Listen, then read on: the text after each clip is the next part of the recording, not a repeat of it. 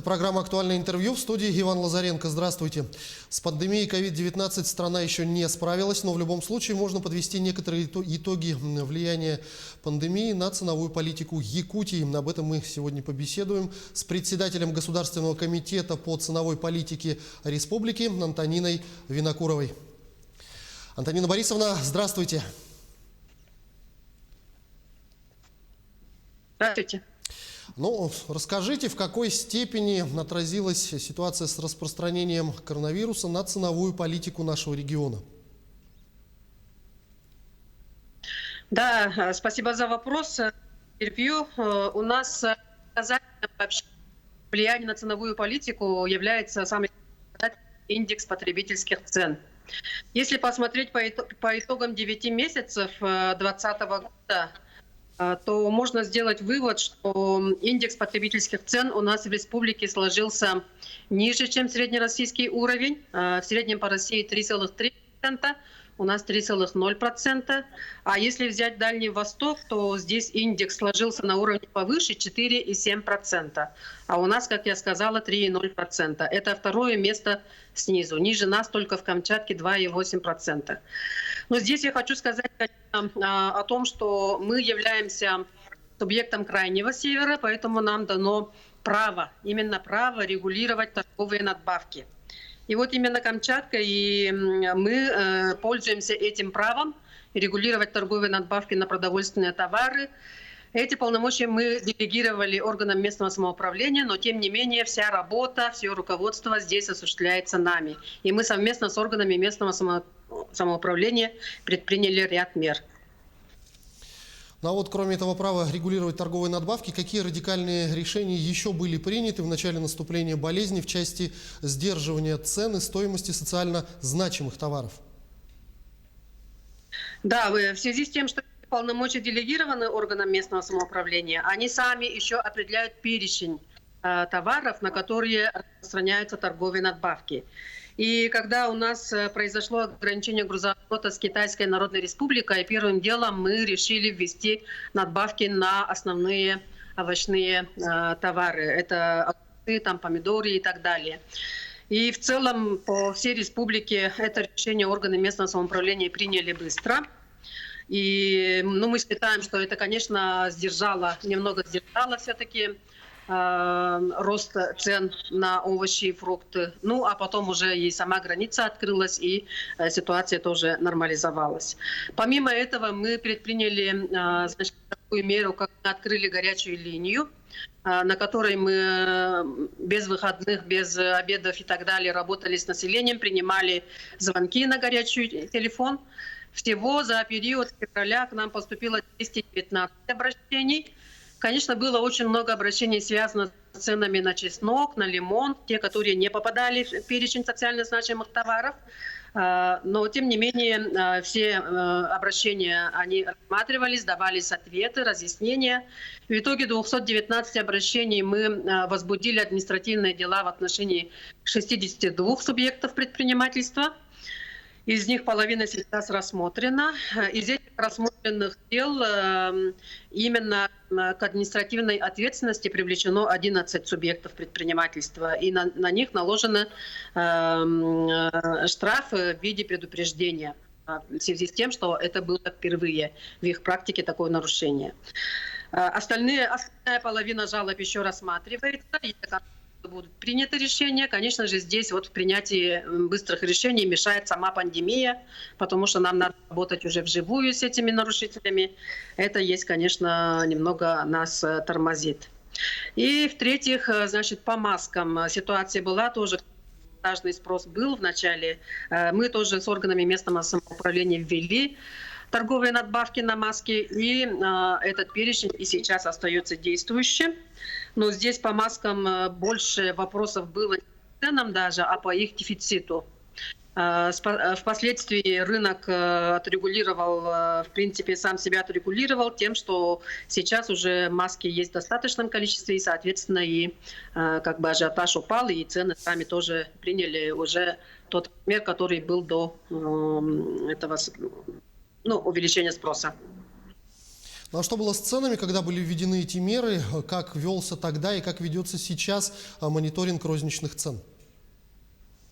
Да, мониторинг, когда вот у нас вообще мониторинг проходит ежемесячно органами местного самоуправления, но весной, когда вот был всплеск цен на овощи, потом в связи с всплеском спроса на продовольственные товары тоже, у нас вводился мониторинг еженедельный. Потом к лету тоже вернулись в режим ежемесячного, а сейчас вот по указу главы мы опять начали еженедельный мониторинг. Но, как показывает мониторинг, в этой сфере у нас сейчас все устаканилось, все успокоилось, поэтому цены и на продовольственные товары, и на маски уже из-за пандемии уже мы считаем, что не будут расти. Но вот в случае дальнейшего продления ограничительных мер, как вы считаете, необходимы ли еще какие-то действия, кроме тех, что уже работают, и решения, особенно что касается роста цен на предметы первой необходимости? Но я считаю, что вот мы пережили рост спроса на овощи, пережили рост спроса, ажиотажный просто спрос был на продовольственные товары, потом был спрос на маски. Теперь мы ожидаем, что будет расти спрос, ну и уже растет спрос на лекарственные препараты. И в связи с этим я бы хотела сказать всем жителям нашей республики, что наш горячий телефон, он продолжает работать, он всегда работает. Его номер хочу еще раз продиктовать: 508-026. 508-026. По этому номеру можно обратиться и подать жалобу на случай, если цена на лекарственные препараты завышена. Здесь я хочу обозначить, каким образом вообще регулируются тарифы, цены на лекарства. Цены регулируются только на тот перечень лекарств, которые входят в так называемые жизненно важные товары, лекарственные препараты. Ну, в принципе, абсолютно все лекарства, начиная с орбидола, кончая вот антибиотиками, они все являются жизненно важными товарами, они все в этом списке состоят. Поэтому, в принципе, можно сказать, что здесь регулирование осуществляется. И каким образом оно осуществляется? Отличие от, допустим, продовольствия, овощей заключается в том, что на лекарства регистрируется очередь производителя или даже импортного поставщика. А к нему еще регулируются оптовые и розничные надбавки. То есть на лекарства, вошедшие в этот перечень, регулирование осуществляется в полном объеме, от начала до конца. Поэтому здесь тоже можно обращаться к нам, но при этом у нас есть очень большая просьба: когда обращаетесь к нам на горячий телефон, надо полностью себя назвать, свои координаты, надо обязательно хорошо запомнить лекарства, дозировку, название, желательно еще приложить и фотографии. И самое главное, нам нужны аптеки, адреса и именно владельцы аптек. Они всегда бывают прописаны прямо в самой аптеке и вывешены. Федеральные ведомства и Минздрав России, и Роспотребнадзор заявляют о том, что скоро в розничной продаже появится новый препарат от коронавируса. Находится ли он теперь из-за сложившейся ситуации вот в этом списке жизненно необходимых и важнейших лекарственных препаратов? И известно ли уже, за сколько его будут продавать наши аптеки? Да, это лекарство пока не находилось до недавнего времени в этом списке, и цена на него варьировалась от 11 тысяч до 16 тысяч в Москве, вот появилась, да, в продаже. Но сейчас Федеральная антимонопольная служба буквально вот недавно ввела его в этот перечень на Фавипиравир и ограничила цену производителя 5 тысячами рублей. С НДСом это будет 5500 рублей за упаковку, куда входит 50 таблеток. И здесь вот эта вот цена производителя, потом, значит, к нему применяются надбавки оптовые и розничные. Оптовая надбавка – это надбавка, которая покрывает транспортные затраты, допустим, от Москвы до других населенных пунктов, ну, от места, где находится производитель.